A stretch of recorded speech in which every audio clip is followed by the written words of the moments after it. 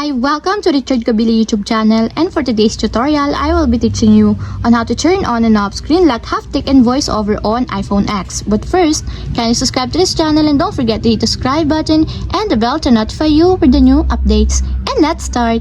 Using your iPhone X from your home screen first, go to Settings. Then in the Settings, scroll down and find the Accessibility, then tap. Then in the Accessibility, go to Vision section and then tap the voiceover.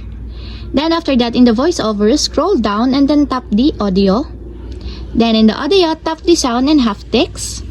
Then in this part, in the sound and haptics, scroll down and go to system section and then tap the screen lock. Then in the screen lock, find the haptic, and as you will see, there's a switch button located on the side of it. Then all you have to do is just tap it to enable until it becomes green. And if you want to disable or turn off, just tap again the switch button, just like this.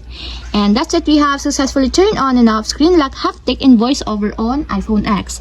If you have a question, kindly comment down below, and don't forget to hit the subscribe button and the bell to notify you for the new updates. And thank you for watching!